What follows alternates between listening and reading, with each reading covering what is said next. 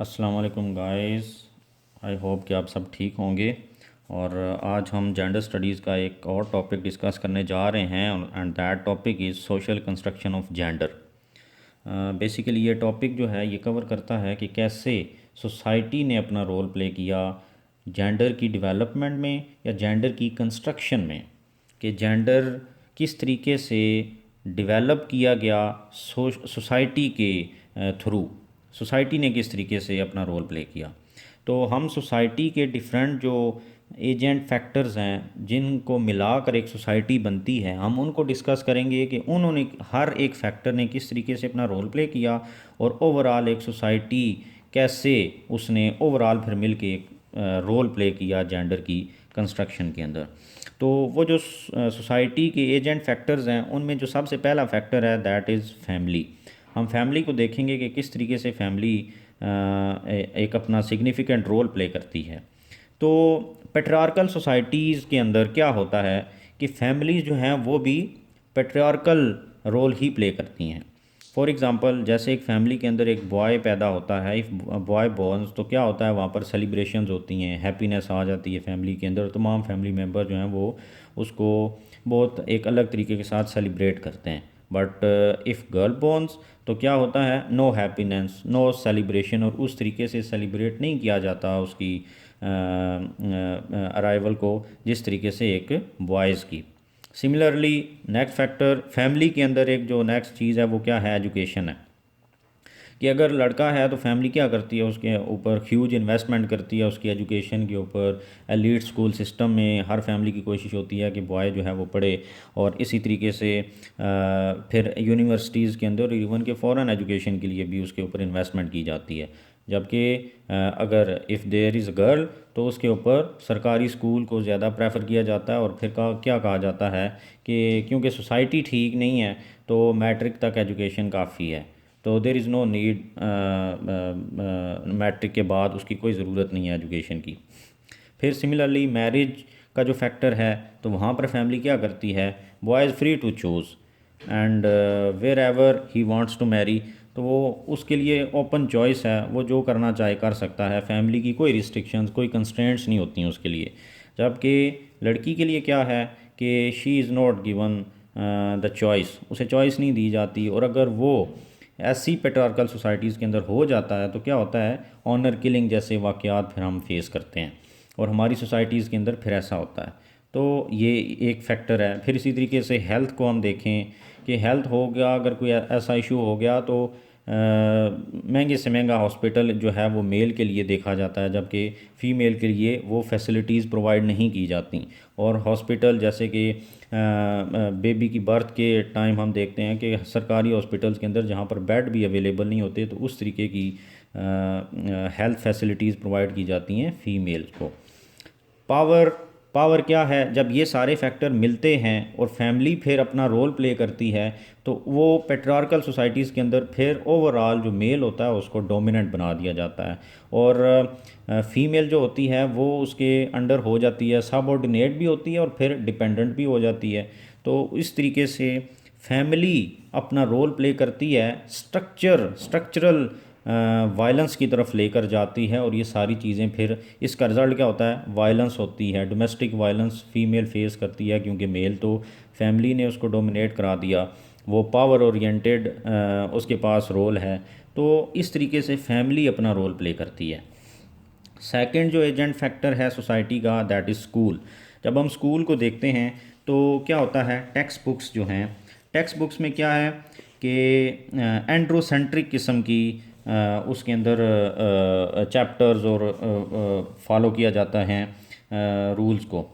एंड्रोसेंट्रिक का क्या मतलब हुआ कि सिर्फ बॉयज़ के अराउंड जो तमाम स्टोरीज़ हैं, तमाम लेसन्स हैं वो रिवॉल्व करते हैं, और बुक्स के अंदर जो स्टोरीज़ हो गई वो मेल ने ये किया, मतलब स्टोरीज़ के अंदर भी जो रोल होता है, जो एक्टर होता है वो मेल ही होता है।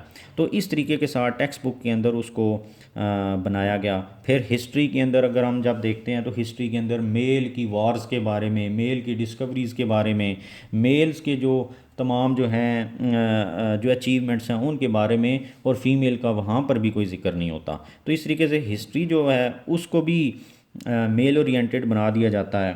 और नेक्स्ट जो हम देखते हैं लिटरेचर, तो ये सारी चीज़ें जब लिटरेचर भी आ जाता है तो वो हर चीज़ जो है मेल से रेलिवेंट है। पोइट्री हम देख लें तो वहाँ पर भी मेल ही डोमिनेट करते हैं।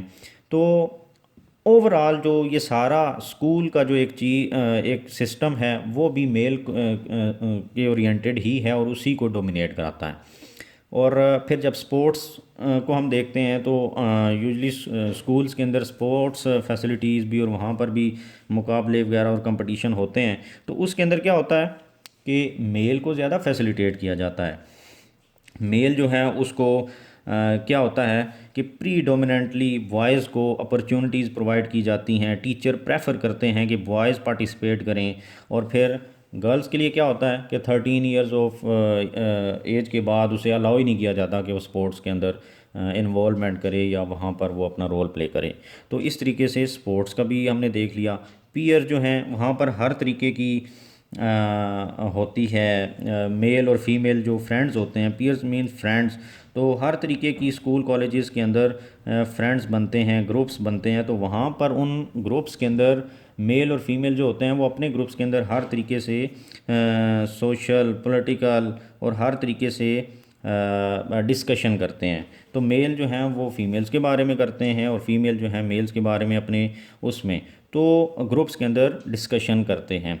तो उस तरीके क्या होता है कि वो जहाँ तक उस पर्सनल कैपेसिटी के अंदर भी और वहाँ उन ग्रुप्स की जो कैपेसिटी है वहाँ पर भी वो सोसाइटी बेसिकली रोल प्ले कर रही होती है। और स्कूल की हद तक भी और बाकी अगर स्कूल के अलावा भी फ्रेंड्स के ग्रुप्स हैं तो वहाँ पर भी वो एक दूसरे के बारे में अपना ओपिनियन बन रहा होता है और सोसाइटी एक रोल बना रही होती है, दे रही होती है कि किस तरीके से मेल का क्या रोल है और फीमेल का क्या है। फिर मीडिया को जब हम देखते हैं, मीडिया एक इम्पोर्टेंट फैक्टर है, एक इम्पोर्टेंट एजेंट है।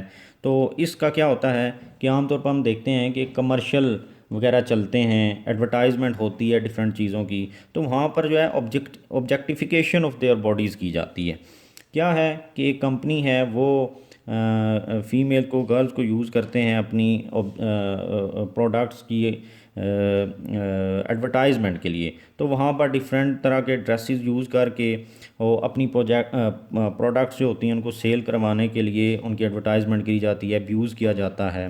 ड्रामाज़ के अंदर अगर हम देखते हैं तो ड्रामाज़ में क्या होता है कि फ़ीमेल जो होती हैं उनको एक नेगेटिव रोल देकर मेजॉरिटी ऑफ द ड्रामास जो होते हैं उनके अंदर दिया जाता है और उनको क्रिमिनल तरीके के साथ शो किया जाता है कि उनका जो फीमेल होती हैं ये नेचुरली क्रिमिनल्स हैं, इनका नेगेटिव बिहेवियर है, नेचुरली ये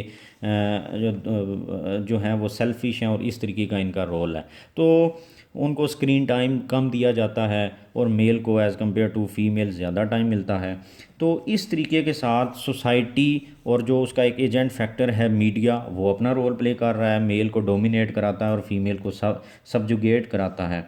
फिर पोर्निफिकेशन ऑफ मीडिया है कि मीडिया बेसिकली उसके दो मॉडल होते हैं, एक पब्लिक स्फेयर मॉडल और एक private sphere model. Public sphere model वो है जिसके अंदर मीडिया वो चीज़ें दिखाता है जो उसको दिखानी चाहिए, मतलब अच्छा सिटीज़न बनाना लोगों को, इसके अलावा जो चीज़ें जो हैं वो उनको पहुंचानी चाहिए, जैसे कि न्यूज़ होगी, स्टेट अफेयर जो डिस्कस होते हैं इस तरीके से, ये सब चीज़ें। जो प्राइवेट स्फेयर मॉडल होता है वो होता है जो चीज़ें लोग देखना चाहते हैं वो दिखाता है, वो नहीं जो दिखानी चाहिए, बल्कि वो चीज़ें दिखाता है मीडिया के ऊपर। मीडिया वो चीज़ें दिखाता है जो लोग देखना चाहते हैं, अगर वो सही हैं तब भी और नहीं हैं तो तब भी, सिर्फ किस लिए, अपनी रेटिंग्स बढ़ाने के लिए। तो उसके ऊपर ऐसे नेगेटिव तरीके के साथ फीमेल्स को शो किया जाता है, जैसे कि न्यूज़ रीडर्स फीमेल्स बिठा दी जाती हैं क्योंकि लोग देखना चाहते हैं और वो अपनी प्रॉफिट मेकिंग के लिए, रेटिंग बढ़ाने के लिए वो ये सब काम करता है। तो ये हो गया मीडिया। फिर इसी तरीके से रिलीजन है। जब मज़हब की बारी आती है, क्योंकि हमारा जो रिलीजन है इस्लाम, ये तो एक पूरा सिस्टम है, तो इसके अंदर भी क्या होता है कि जैसे कि man are allowed to have more than one wives but women are not allowed. इसी तरीके से वीमेन जो होती हैं उनको they are not allowed to go outside of home without महरम, घर से बाहर नहीं जा सकती महरम के बगैर। सिमिलरली इसके अलावा विटनेस के बारे में क्या होता है कि मेल एक विटनेस और फीमेल दो होंगी तो उनकी एक गवाही कंसीडर की जाएगी। जो हिंदुज़म है उसकी अगर हम बात करें तो वहाँ पर सती का एक कंसेप्ट है कि री मैरिज नहीं कराई जाती, फीमेल जो है उसको री मैरिज अलाउ नहीं होती। तो इसके साथ साथ उनको जला दिया जाता है फ़ीमेल को, तो उसको कंसिडर किया जाता है कि ज़्यादा रिस्पेक्टेड हो गई है, ये ज़्यादा रिस्पेक्टफुल है क्योंकि ये इस तरीके से इसने मजहबी एक जो ड्यूटी थी वो फुलफ़िल की है। सिमिलरली इसके साथ साथ जो नेक्स्ट फैक्टर है दैट इज़ वर्क प्लेस। तो वर्क प्लेस पे क्या होता है कि आमतौर पर मेन जो होते हैं उनके लिए अपॉर्चुनिटीज़ ज़्यादा होती हैं, ज़्यादा अपॉर्चुनिटीज़ होती हैं जॉब्स की, और डिफरेंट फील्ड्स के अंदर ज़्यादा अपॉर्चुनिटीज़ कोटाज प्रोवाइड किए जाते हैं फ़ीमेल को, जबकि ओपन मैरिट और ये सब चीज़ें होती हैं मेल के लिए। सिमिलरली वहाँ पर फ़ीमेल की हरासमेंट होती है, मेल को वहाँ पर भी टेंशन नहीं होती। फिर क्या होता है उसके अंदर एक चीज़ होती है ग्लास सीलिंग। ग्लास सीलिंग क्या है कि एक सर्टन प्रमोशन होती है एक सर्टन स्टेज, एक स्पेसिफिक स्टेज तक विमेन की, उससे ज़्यादा विमेन की फ़ीमेल की जो होती है वो प्रमोशन ही नहीं की जाती। ये सिर्फ किस लिए है कि विमेन को इन्फीरियर समझा जाता है जबकि मेल को सुपीरियर समझा जाता है। तो ये सब चीज़ें जो हमने डिस्कस की हैं, ये क्या हैं कि ये सारी मिलकर एक सोसाइटी बनाती हैं और किस तरीके से सोसाइटी में अपना रोल प्ले कर रही हैं, और ओवरऑल सोसाइटी जो है वो किस तरीके से जेंडर को कंस्ट्रक्ट कर रही है। हमने तमाम फैक्टर्स को देखा, इसके अलावा भी फैक्टर्स हो सकते हैं, बट ओवरऑल जो एक पर्सपेक्टिव हमें नज़र आता है कि सोसाइटी एक बहुत इंपॉर्टेंट रोल प्ले करती है और वो रोल जो है वो जेंडर को कंस्ट्रक्ट करता है। अगर आपको वीडियो पसंद आए तो मेरे चैनल को सब्सक्राइब करें और शेयर भी करें, और keep continue watching my videos. Thank you.